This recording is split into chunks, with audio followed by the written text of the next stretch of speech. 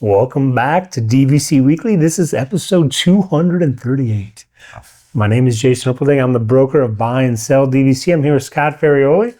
I'm the owner of DVC-Rental.com as well as buyandsell.dvc.com. And today is August 27th, 2025. 11th month window is going to be July 27th, 2026. And the 7-month window is going to be March 27th, 2026. And today, for a change, we're going to start on the DVC-Rental side of things. Guess I'm starting up. Today, I'm going to be discussing some of the best souvenirs to buy at Magic Kingdom. Obviously, best souvenir depends on your personal taste, but we're going to list a couple of the ones that are very popular and iconic that many people buy. So first one I have on the list is Mickey and Minnie ears. These are quintessential to Disney, from the classic Disney black ears of the past to the really elaborate ones they have now. Minnie ears are very popular and available pretty much at any gift shop in all of Disney property. Number two, which has become more popular the past couple of years, are the Spirit jerseys. Oversized, comfortable, long sleeve shirts with the big Disney logo across the back. You pick up at Disney Springs, most larger merchandise shops in the parks as well. The third one I have is different pins. Pin trading is a whole culture here at Disney. You can pick them up at most souvenir shops, most places. One thing my family and I like to do is a lot of times when we do the pin trading with cast members, there's a difference between regular pin trading and pin trading with cast members. Normally the cast members have less expensive, a lot of times they're called scrapper pins. Ones that are I wasn't aware of this lingo. Fake, or that they're just ones that didn't get approved by Disney. You can buy them on eBay as well, typically for ballpark around 50 cents each. And you can trade the cast members with those. Most times, most cast members have a lot of scrapper pins on them. They're the less expensive ones because most people don't trade the really expensive, $10, $15 pins that they just buy. So if you've got, especially if you've got little kids, don't go out and spend $500 on pins. Go on eBay, buy, 50 pins for $25 and let your kids just trade with the cast members. One of the funniest things I still remember is my youngest son, if he had, these are all trading scrapper pins. If he had a scrapper pin and the cast member had the same one, he would trade the cast member for the identical one. I mean, he used to do this when he was like 5. And I don't know if he thought it was funny to do that or what it was, but like if they had, the pig, he would take off his pig and ask for their pig, and they're like, "You want to trade the same one?" He's like, "Yep." I was like, that's a little eccentric, but that's what he used to love to do. He used to trade the same exact pin. Number 4 on my list, I have mugs and drinkware. They're practical, they're decorative. I'm looking over there right now, a little cafe area in the house where my wife has all of her mugs because she drinks coffee, and we have mugs from all over the place that she likes to collect. So mugs are always great to get. Parks-specific merchandise helps you remember specific occasions, like stuff tied to your favorite rides, like the Haunted Mansion, Tower of Terror, Space Mountain. You'll always remember that you got that, Haunted Mansion shirt, at the Haunted Mansion shop at Magic Kingdom. It's good for memories, instead of, as I ordered it on Amazon, it's nice to know you got it from somewhere special. Sixth one is customizable merchandise. So a lot of times Disney can make stuff special by doing embroidery on it, especially like the hats, personalization on Christmas ornaments, which I will be touching on later on. It's one of our favorite things to get. That'll be coming up. Or stuff like when you build your own lightsaber or a droid at Galaxy's Edge at Hollywood Studios. 7th, Disney PhotoPass photos. While it's not a physical item, buying the memory maker is a great way to help remember everything about your Disney vacation, access to all of your park photos, as well as ride shots, which is really cool. 8, food and candy. You get to bring a piece of Disney home with you. Lots of edible souvenirs, many shops. Goofy's Candy Company is a big one. We've got bulk candy, mixed snacks, specialty coffees, stuff from Joffrey's as well. Lots of unique stuff from Epcot World Showcase as well. I used to love picking up a lot of things in the Japan Pavilion at Epcot. Was always a lot of fun. They've got some cool stuff there. 9, art and collectibles. You probably might be able to see a little bit of art actually in my house right now. We have a lot of Disney art around here. It's nice upscale look. You can buy prints, you can buy original stuff. There's lots of different things to choose from. So, you got things start from $20 up to $10,000 or more at Disney. They've got stuff for $200,000 at Disney as well. But they can be picked up at a lot of the art places around Disney Springs, Epcot, and all of the art stores on Disney property have all different things you can purchase. Last one I touched on earlier because I mentioned it, Christmas ornaments is a great way to remember all of your trips. I do that. I did the Alaska a couple weeks ago. We have ornaments from every place that we stop. Sitka, Skagway, Juneau, British Columbia. We always get Christmas ornaments from every place that we go as a little reminder of our vacations. We actually were going to possibly get to the point where we have a separate tree that we just do vacation ornaments on. Wow. A vacation tree. So lots of cool places, a lot of good places to get ornaments as well. Main places are Ye Olde Christmas Shop at Magic Kingdom and the Days of Christmas store at Disney Springs. Two really big shops, also really fun to go to. It's kind of cool when it's August and it's hot outside and you walk into a Christmas shop and they're playing Christmas music. It makes you feel a little wintry and special. And for some reason, it makes you feel a little cooler as well. I will say this, I'm glad that I did not do my Diderot effect at the same time that you picked this. Because I feel like it would have shot it down. So now we're on to the food review of the week. Come here, I'm gonna eat you! Get in my belly! So for today's food review, I recently went to one of my favorite bargain restaurants at Disney Springs. Of course, I'm talking about Earl of Sandwich. As many of you know, I always get the holiday turkey sandwich because it's the best. But for the sake of everyone here, I tried one of their new sandwiches off of the Cold Deli Sandwiches menu. This is new within the last several months. I tried their Earl's Ultimate, which is turkey, ham, bacon, cheddar, Swiss, lettuce, Roma tomato, red onion, mayonnaise, and Earl's dressing, which seems to just really be oil and vinegar. For $9.49 for a 6-inch sub. And they specify because they offer a 6-inch and they also offer a foot-long sub as well on their menus for the cold subs only. Essentially, it's an Italian sub with a few additions, and it was a very nice sub. It was very wet from the oil and vinegar, but that's how kind of Italian sub should be. Very small amount of bacon, and to be honest, I didn't even realize there was bacon on here until I wrote down all of the ingredients that are on the menu. I didn't know there was bacon on it, but apparently there was. I didn't love it as much as I loved the holiday turkey, but I would get this again. Also, I want to add that they use a regular sub roll, and not on the hot sandwiches is kind of like a special roll that the hot sandwiches come on. That's really, really good. And this just comes on like a regular, like Italian sub roll. So I would have probably preferred it to be on this special sub roll as well. But overall, I give this a 7.9. It's good. Probably get it again. But again, nothing is going to beat that turkey sandwich. And now we're on to the buy and sell side of things. And really, I'm just going to discuss a recent trip that I took to Sebastian.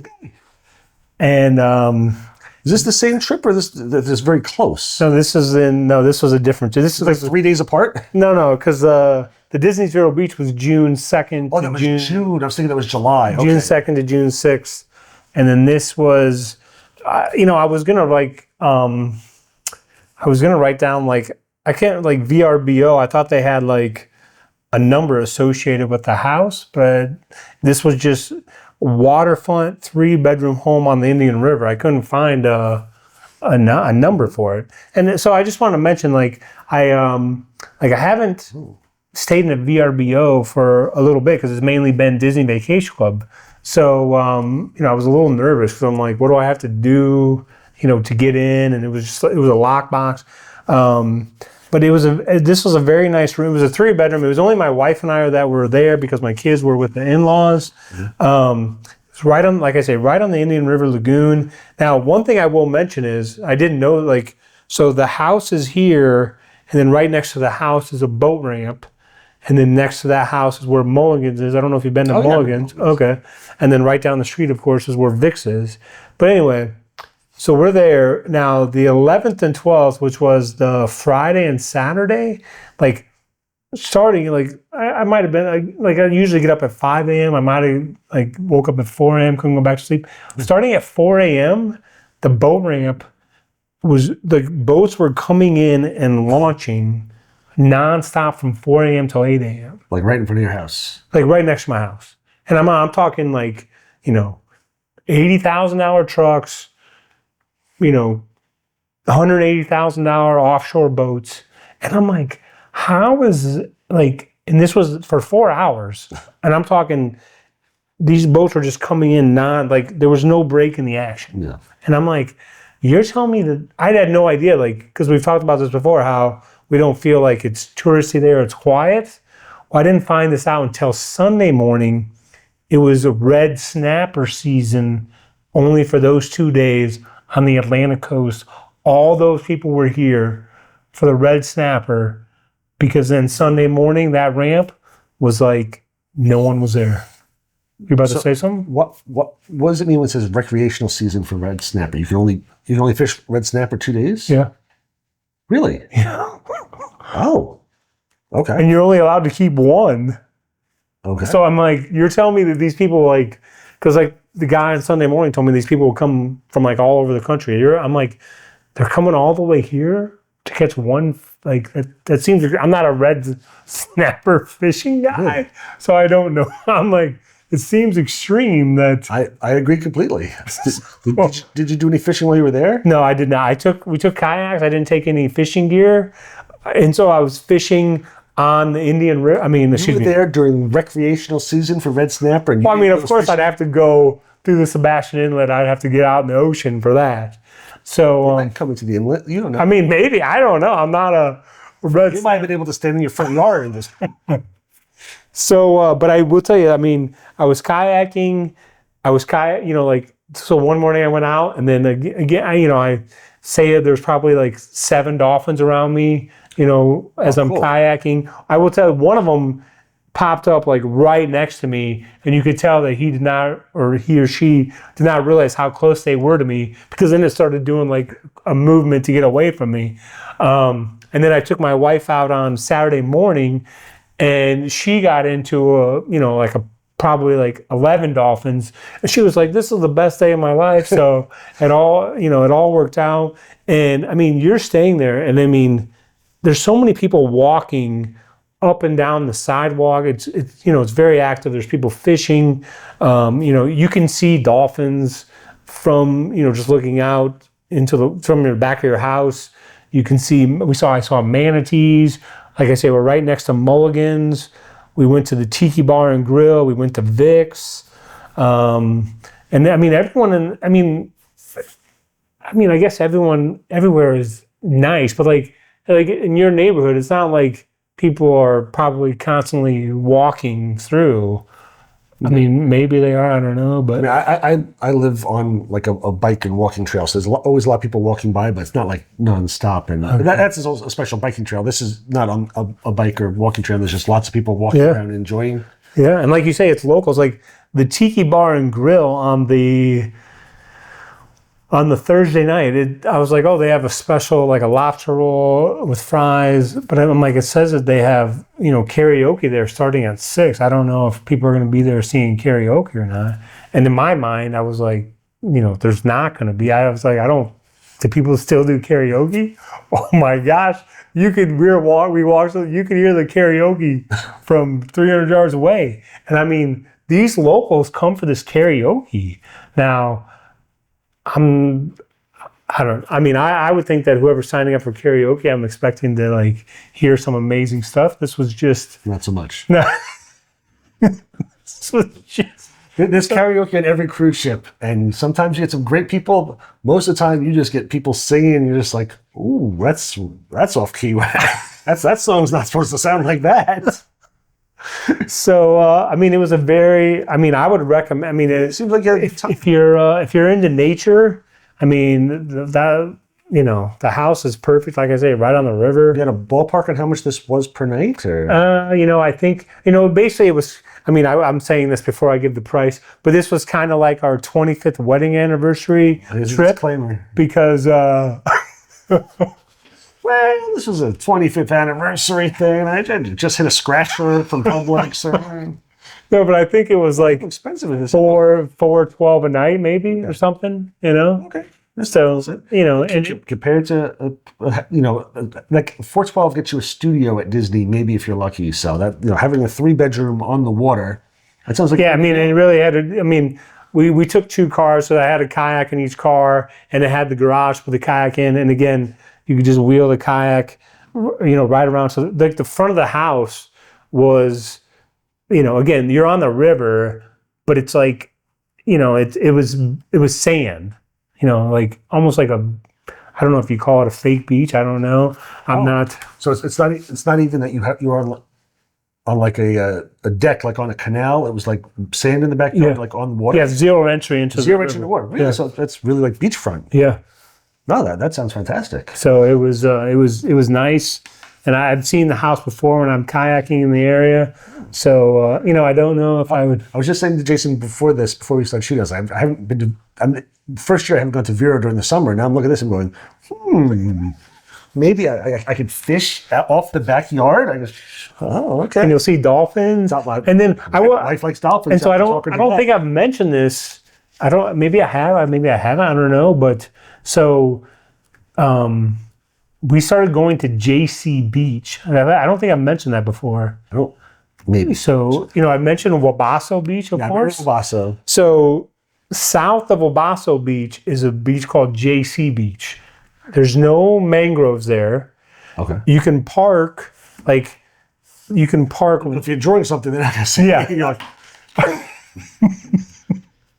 basically, you can park, and then this beach has a 1/4-mile boardwalk. Okay. Okay. And then you go up to the boardwalk, and then there's all sorts of, like every 50 feet, there's steps to go down to the beach. Okay. So the parking is super easy. Assuming you can get a spot, you can just go out, and then you can walk down to the beach, and then you see a lot of people that are doing their walking on the boardwalk. They're doing their laps. Maybe they're doing 4 laps for a mile or whatever. And then there's a restaurant there called Seaside Grill, which I think I did a food review there one time. It's nice. The bathrooms, I would say, are only like a 4 out of 10, but it's a much nicer beach than Wabasso Beach. Okay, that's interesting. And then also I will tell you this: if you're on JC Beach and you go south and you walk, you immediately then are on what's called, I believe, Conn Beach, CONN. Okay. And then you're on. How do you know all this? You study maps? DVC sales rep, cartographer on the side? And then you're on, I believe it's Humiston Beach. I may have that wrong.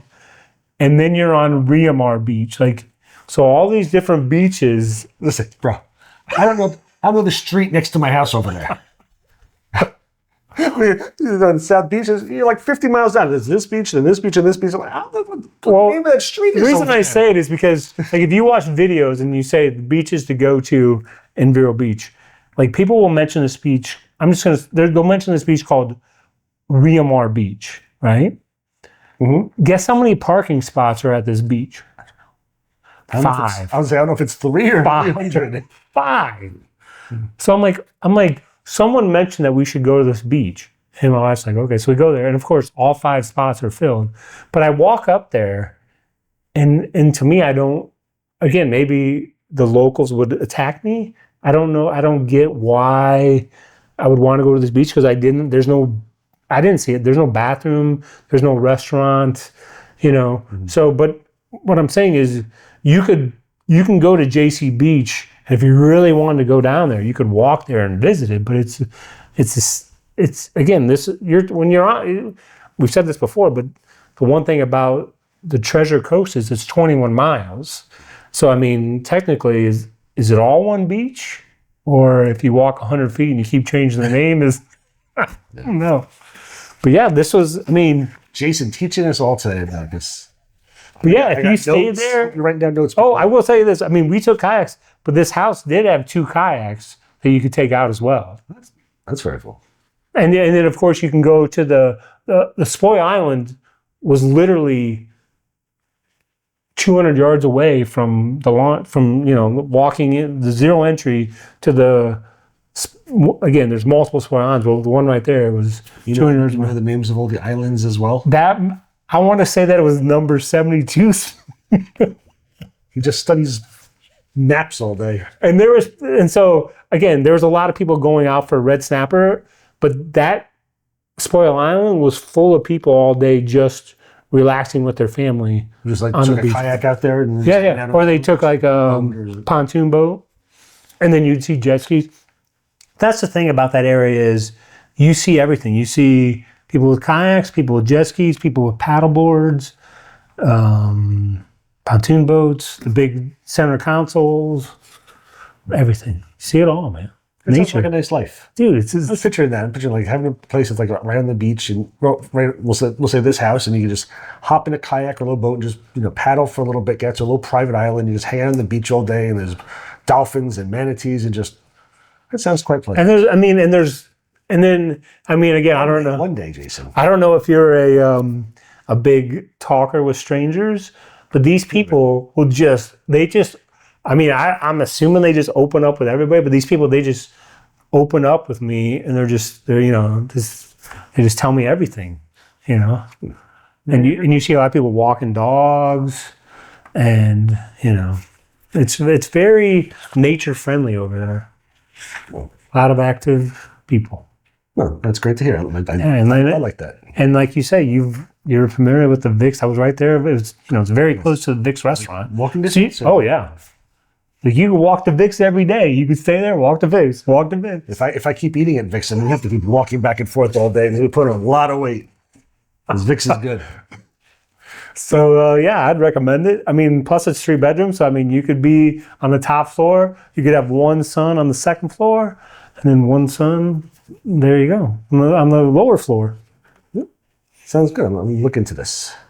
So that's it for this week. Hopefully you learned some stuff. Jason's taught us a lot about the area and the beaches and the islands and everything. There'll be a quiz next week. Stay tuned for next week's quiz on what's the name of the island across from the place where Jason stayed by JC Beach. And that's Jayce, not JC. So.